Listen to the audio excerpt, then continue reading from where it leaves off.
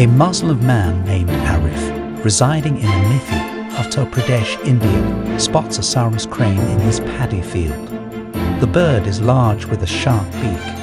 Arif hesitates at first, but he notices that the Sarus is bleeding and unconscious. Knowing that leaving the bird there would make it vulnerable to foxes and wild stray dogs, Arif decides to bring it home and nurse it back to health. He carefully dresses its fractured leg and tends to its needs. After about 2 months, the bird makes a complete recovery. The healed Sarus-crane flies back to the paddy field, where many other Sarus-cranes are feeding and playing. To Arif's surprise, after 4 to 5 hours, the bird returns to him. It starts following Arif everywhere, accompanying him on his morning walks and eating from his hand and plate. It glides alongside him when he goes out for groceries or other errands. If Arif is late, the bird waits for him at the entrance of his house. They communicate with each other through a unique language that bridges the gap between human and bird. Their friendship blossoms through trust, love, and a profound connection between their souls. In India, the Sarus-crane is highly revered as a symbol of marital fidelity, believed to mate for life and mourn the loss of their partners, sometimes even to the point of starving to death. It takes 5 years for a Sarus to forget its partner or friend. The Indian Sarus is a non-migratory bird capable of flying high altitudes and long distances. It is the tallest flying bird and one of the most beautiful species. Word spreads about Arif's magnificent bird, and people from far and wide come to visit him. Arif, along with many others, starts making videos that quickly go viral. He wants to show the world that animals and birds respond to love, forging unconditional friendships and displaying genuine gratitude and eternal loyalty. However, everything takes a turn when Akailash Yadav, the former chief minister of Uttar Pradesh from the opposition party, pays a visit to Arif's village to see the Sarus. Videos featuring this opposition party leader draw significant media attention.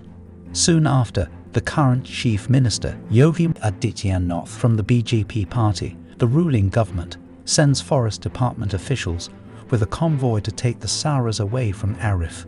Despite Arif's pleas, the officials claim that they need to conserve the bird since it is the state bird, and according to the Wild Bird Protection Act, no one can keep it as a pet or feed it. Many government officials, villagers and reporters gather to witness the forest department's action. Arif's eyes well up with tears. He had loved and cared for this bird as if it were his own child and best friend. The Sarus obediently stands by Arif's side, never sensing the danger and trusting humans so deeply that it never considers running away. As per the officials' instructions, Arif reluctantly places the bird in the truck, knowing that wooden planks will soon cover its view, and the Sarus remains unaware of the imminent danger. Neither the chief minister, Yogi Adityanath, nor the forest department officials will ever understand the joy and glory experienced by a common man who had earned the trust and loyalty of a wild bird over the course of a year. The government convoy reaches Raebareli's Samaspa Bird Sanctuary. Arif is instructed to walk with the Sarus to a predetermined spot in the sanctuary where the officials will enclose the bird, and Arif is expected to quietly walk away to the waiting vehicle. Torn away from its family, friends, and natural habitat, the Sarus finds itself in a withered, desiccated, inhospitable landscape. Sarus birds thrive in wetlands, but this sanctuary, lacking proper maintenance, offers no bird or visitor sightings. With a heavy heart, Arif returns home only to discover that he has been booked under the Wildlife Protection Act of 1972. The Sarus is classified as vulnerable on the IUCN Red List of Threatened Species. Interestingly, the peacock, which is the national bird of India, is also protected under the same Act and is confined to Prime Minister Narendra Modi's residence and garden, where he is seen feeding them. Arif And The Sarus, on the other hand, had been free and came to him willingly. Home Minister Amit Shah praises the Prime Minister for prioritizing feeding his peacocks, considering it an act of deep sensitivity. Modi ji की office में meeting चल रही थी, एक मयूर आया और उसने कांच की दीवार पर जोर से अपनी चोंच मारना शुरू कर दिया। 2-3 मिनट तक ये प्रक्रिया चली। मोदी जी ने घंटी बजाई, किसी को बुलाया और कहा कि भाई इसका दाना आज नहीं डाला गया है, जरा चिंता करो, ये भूखा है। देश के प्रधानमंत्री को ये सोच इतनी बड़ी मीटिंग में आना, ये बताता है कि कितने संवेदनशील व्यक्ति। Arif, who provided shelter and care for an injured, unconscious bird that could have fallen prey to wild animals, sets an example of how humans should behave towards voiceless creatures. Sadly, his act is deemed unlawful. In the bleak bird sanctuary, the Sarus refuses to eat because it was locked in a kitchen for 2 days. इसे कहते हैं नाइंसाफी। मेरे पास मेरा सारस आज़ाद था और ये लोग बता रहे हैं, दादा बता रहे हैं कि इन्होंने रात भर सारस को यहाँ पर कैद किया। सुबह जब उन्होंने इसे छोड़ा तो ये यहाँ पर लोगों को देखकर उड़ गया और उड़ के पास के किसी गांव में शिनाख्त हुई है कि वो वहाँ गया है। उसके बाद वो नहीं मिला। It is hungry, tired and confused. The Sarus flies in search of Arif, but eventually drops to the ground in a village due to exhaustion. A brave villager rescues the bird from the encircling foxes and dogs, feeds it, and then hands it over to the forest department. This time, the truck used to transport the bird to a zoo was covered even further with darker sheets. The officials quietly placed the Sarus inside and transport it to Kanpur Zoo. For the first time in its life, the Sarus finds itself in a real jail. It undergoes several 15-day quarantine period. On the 16th day, Arif visits his bird friend. The captive Sarus reacts vehemently, flapping its wings, circling and hopping, believing that Arif has come to rescue it. The government officials, driven by concerns about the bird's captivity, which wasn't even the case initially, have placed the Sarus in true captivity. They claim that their actions were for the sake of wildlife protection, but confining a crane that was previously free deprives it of its freedom, crushes its spirit, and condemns it to frustration and loneliness, unable to socialize or mate.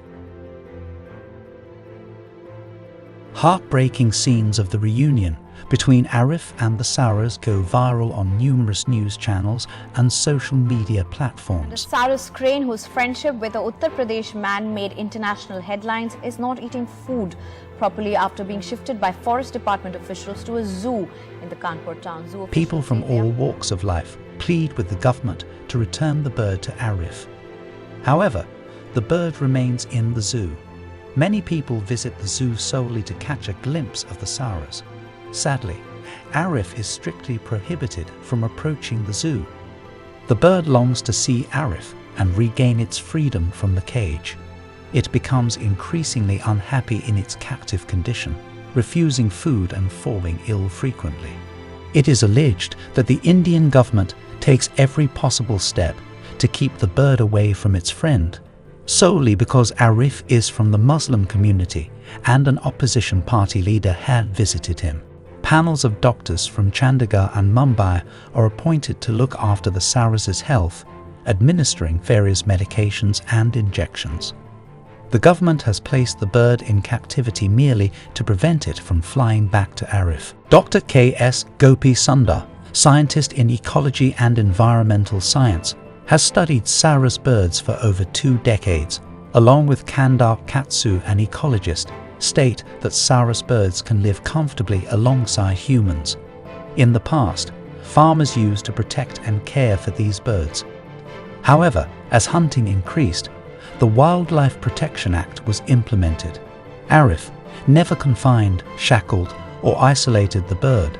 Both Dr. Gopi Sundar and Kathju emphasize that handling the Arif and Sarus situation successfully could set a valuable precedent in cases involving human-bird relationships. Since the Sarus has already developed a strong bond with Arif, the rehabilitation process should unquestionably include him. After seeing the manner in which both Arif and his Sarus are punished, people have adopted a bystander stance on the issue and refrain from helping any injured creature. हर तरफ मदद की गुहार लगा रहा था, मगर उसकी मदद करने कोई नहीं पहुंचा। किसी की भी जरा सी हिम्मत नहीं हुई कि कोई उसको आके बचा ले। The Wildlife Trust, along with local communities, is working to protect the Sarus. Today, there are more than 150 Sarus-friendly individuals and 20,000 volunteers working together to increase the population of this magnificent bird. In 2013, there were only 600 Sarus birds alive in Uttar Pradesh, but thanks to the efforts of local people, the population has increased to 8,000. Experts and animal psychiatrists state that birds in captivity may exhibit neurotic behaviors such as head bobbing, unending circles and vomiting. Arif Sarus has been in the zoo for more than 3 months now. The Sarus's only fault is befriending a man whose name is Arif. Arif has not left a single stone unturned to get the Sarus freedom. Arif's unstoppable pleading to Yogi Adityanath goes unheard. जितना प्यार मैंने अपने सारस को किया है, मैं जानता हूँ उतना ही प्यार आप अपने गोलू से करते हैं, पर मैं ये कभी नहीं चाहूँगा कि वो आपसे जुदा हो जाए। अगर आप मुझे देख रहे हैं योगी जी, या मुझे सुन रहे हैं, तो मेरा आपसे अनुरोध है कि मुझे मेरा सारस वापस करा दीजिए। As the monsoon arrives in India, the Sarus birds flock to wetlands, feasting on tubers, snails and crustaceans. They play, dance, mate and breed. Meanwhile, Arif's Sarus will be aware that the monsoon is in full swing, recalling those happy days and yearning for freedom. This kind of human-bird friendship is extremely rare and very unlikely, and should be recognized and celebrated instead of being suppressed. People from all over the world are pleading with the Indian government to reunite the Sarus with Arif. Everyone enjoyed the pure and ethereal friendship between a man and a bird, finding solace in it amidst natural calamities and unrestful political situations. They implore the government to grant the Sarus its sky, freedom and reunion with its human friend